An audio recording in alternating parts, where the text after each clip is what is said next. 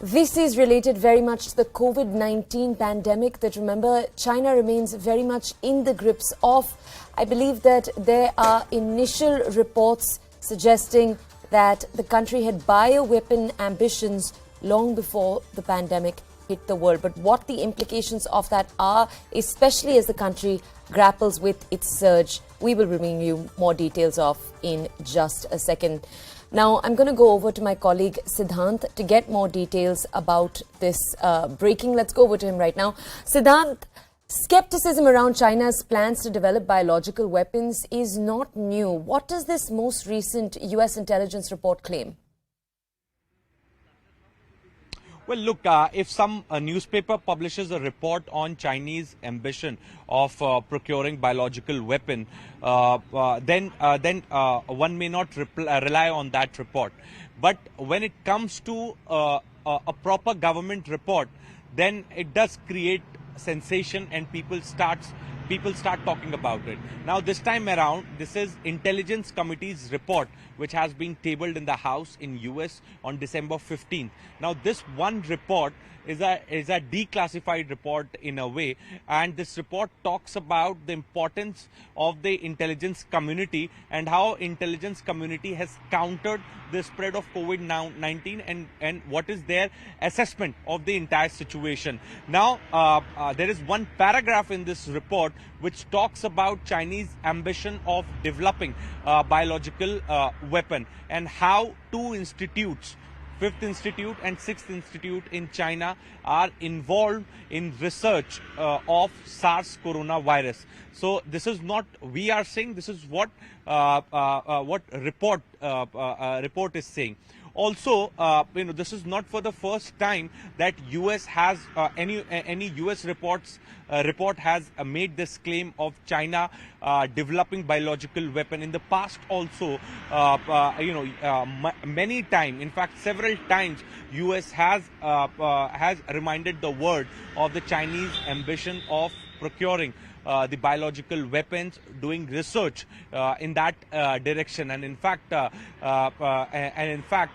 what is even more a setback for Chinese government is that in these times when China is suffering from the spread of the virus, WHO Director General has again questioned China and has in fact made this statement in public that United Nations, WHO, have been asking from China the data and the statistics to study the origins of the virus.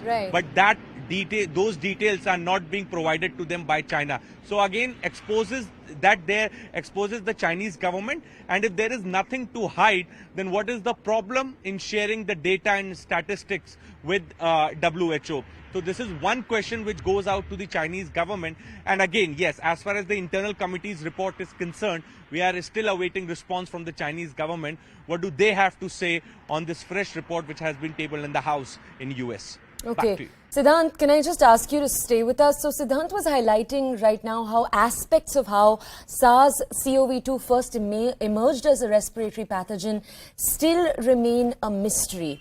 That's the aspect Siddhant was talking about. We're going to move on right now to our top story of the day, also concerning China and how the country continues to grapple with COVID. The situation has gone, as you already know, from bad to worse with regards, in particular, to antiviral drugs. Limited supply and rising prices of the two COVID-19 antivirals have driven many Chinese to opt for cheaper and illegal imports. Obviously, the first nation that does make that available is its own neighboring nation of India.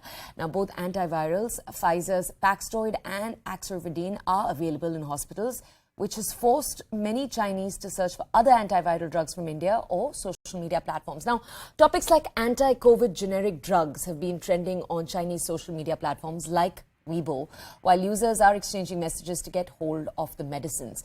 Obviously, this has led to a very dangerous situation in China, where people are trying to obtain drugs off black markets and other methods. Now, I want to go back to my colleague Siddhant to understand more. Siddhant, can you just walk us through, over the last month, as China has seen that extended peak take place in its COVID cases, how has the Chinese government cracked down on pharmacies across the country and on the availability of drugs. What is the situation like for the average Chinese citizen? Look, till this time, China was very confident on its as far as its COVID policy is concerned, and in fact, Xi Jinping wanted to set a precedent, wanted to give a statement that China has handled COVID in the best way. But now, slowly, the government's policy is getting exposed because numbers are rising in the country. And in these times, not just numbers are rising, but hospitals are flooded with patients.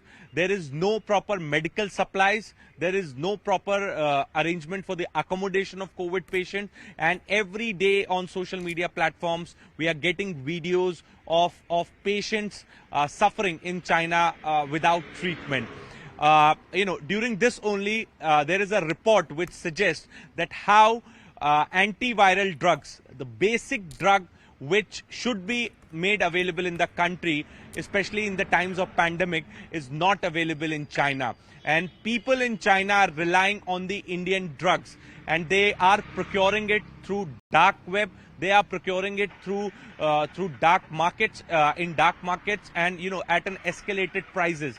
One Indian drug, antiviral drug in China, is costing 1,500 yuan.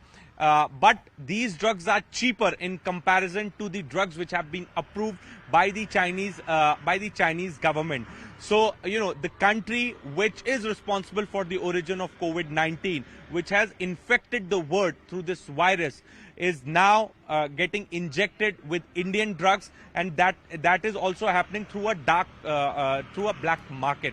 So multiple reports are suggesting that how Indian drugs are saving lives of people in China, how Indian drugs are being supplied in a black market to the people of China so that they can save their lives. So this is a reality of China. This is a reality of Xi Jinping's government in China. All this while they have been talking about their COVID policy, that how strict they are and their management. But now slowly, it is getting exposed. On one end, they are not sharing data, statistics with WHO. They are not allowing WHO to do the study on the origins of the virus. On the other end, the people in the country are suffering. They're not getting basic antiviral drug for the treatment of COVID-19. And then on the other end, Xi Jinping talks about the best COVID policy in the world. And in fact, I would also like to remind viewers that before taking over for the third time, there was a propaganda advertisements given to many newspapers across the globe, which talked about the COVID policy of China and how well they have handled the pandemic times. So that is Xi Jinping's administration: more propaganda, less work. So China has become a country which has infected the world with this virus, and India has become a country which has Siddhant, if I could just request you to stay with us. We have a guest with us here on the show. Dr. Rajiv Jayadevan is with us. He's a chairman of the COVID Task Force. He's also a past president of the Indian Medical Association.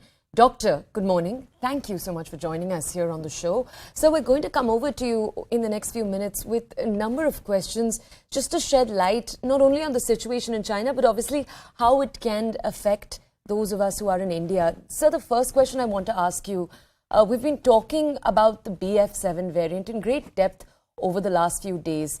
But more recently, it's emerging that it's possible that the BF7 is only responsible for about 15% of the cases, and that the majority are possibly coming from other variants like the BN and the BQ. Is that an analysis that you agree with, sir? Could you come in here with your own expertise? Yes, BF7, for our viewers, is a sublineage of Omicron. It's part of the Omicron family, and it was identified all around the world in multiple nations, Belgium, France, etc., a few months ago, and also was identified in India as expected.